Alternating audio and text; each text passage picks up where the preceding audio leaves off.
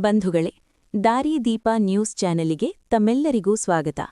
ಇಂದು ನಾವು ಹೇಳ ಹೊರಟಿರುವ ವಿಷಯ ಇಂದಿನ ಸಮಾಜಕ್ಕೆ ಗಂಭೀರ ಎಚ್ಚರಿಕೆ. ಧರ್ಮದ ಹೆಸರಿನ ಮೋಸ, ಕಾವಿಯೊಳಗಿನ ಭಂಡತನ ಮತ್ತು ಮೌನವಾಗಿ ಬದುಕಿದ ಮಹಾನ್ ಆತ್ಮಗಳ ಪಾಠ. ಇಂದಿನ ಸಮಾಜ ಒಂದು ಅಪಾಯಕಾರಿ ತಿರುವಿನಲ್ಲಿದೆ. ಹೊರಗೆ ಧರ್ಮದ ಘೋಷಣೆ, ಒಳಗೆ ಸ್ವಾರ್ಥದ ವಾಣಿಜ್ಯ. ಬಾಯಲ್ಲಿ ದೇವರ ಹೆಸರು, ಮನಸ್ಸಿನಲ್ಲಿ ಹಣದ ಲೆಕ್ಕ. ಕೈಯಲ್ಲಿ ಕಾವಿ, ಹೃದಯದಲ್ಲಿ ಕತ್ತಲೆ. ಸಮಾಜ ಸುಧಾರಕ, ಧರ್ಮಗುರು, ಸ್ವಾಮೀಜಿ, ಬಾಬಾ, ಮಹಾನ್ ಎಂಬ ಪದಗಳು ಇಂದು ಅರ್ಥ ಕಳೆದುಕೊಂಡ ಪದಗಳಾಗುತ್ತಿವೆ.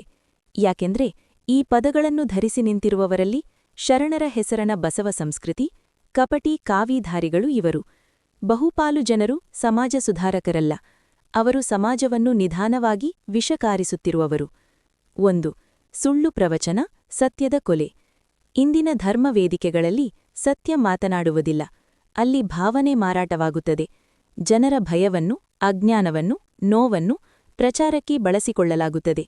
ಸುಳ್ಳು ಕಥೆಗಳು, ಕಟ್ಟುಕಥೆಗಳು, ಇತಿಹಾಸವನ್ನು ತಿರುಗಿಸಿ ಹೇಳುವ ಭಾಷಣಗಳು, ಧರ್ಮದ ಹೆಸರಿನಲ್ಲಿ ರಾಜಕೀಯದ ಪರೋಕ್ಷ ಪ್ರಚಾರ ಇವೆಲ್ಲವೂ ಇಂದು ಪ್ರವಚನ ಎಂದು ಕರೆಸಿಕೊಳ್ಳುತ್ತಿವೆ.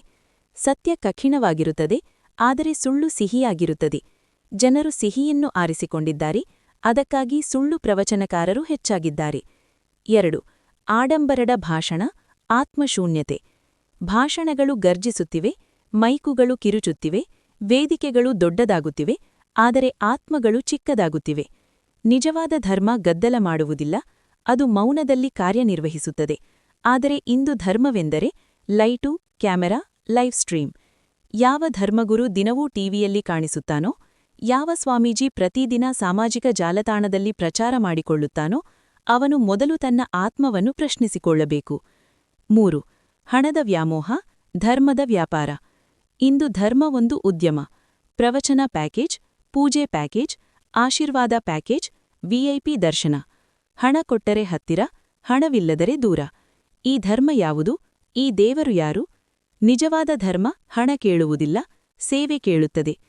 ಧರ್ಮಗಳ ನಡುವೆ ದ್ವೇಷ, ಮಹಾ ಅಪರಾಧ. ಧರ್ಮ ಮನುಷ್ಯನನ್ನು ಮನುಷ್ಯನಿಗೆ ಹತ್ತಿರ ತರುವ ಕಾಡಿ ಹುಟ್ಟಿತು. ಆದರೆ ಇಂದು ಅದೇ ಧರ್ಮ ಮನುಷ್ಯನನ್ನು ಮನುಷ್ಯನ ವಿರುದ್ಧ ನಿಲ್ಲಿಸುತ್ತಿದೆ. ಒಂದು ಧರ್ಮವನ್ನು ಎತ್ತಿ ಹಿಡಿಯಲು ಮತ್ತೊಂದು ಧರ್ಮವನ್ನು ಕೆಡವಬೇಕು ಎಂಬ ಭ್ರಮೆ. ಇದು ಧರ್ಮವಲ್ಲ, ಇದು ರಾಜಕೀಯ. ಧರ್ಮದ ಹೆಸರಿನಲ್ಲಿ ದ್ವೇಷ ಹಚ್ಚುವವನು ಧರ್ಮದ್ರೋಹಿ. ಅವನು ದೇವರ ಸೇವಕನಲ್ಲ, ಅವನು ಸಮಾಜದ ಶತ್ರು. ಭ್ರಷ್ಟ ರಾಜಕಾರಣಿಗಳ ಗುಲಾಮಗಿರಿ. ಇಂದು ಅನೇಕ ಕಾವಿಧಾರಿಗಳು ರಾಜಕಾರಣಿಗಳ ಮನೆ ಬಾಗಿಲು ತಟ್ಟುತ್ತಾರೆ. ಅವರ ವೇದಿಕೆಗಳಲ್ಲಿ ಕುಳಿತು ಅವರ ಪಾಪಗಳನ್ನು ತೊಳೆಯುವ ಕೆಲಸ ಮಾಡುತ್ತಾರೆ.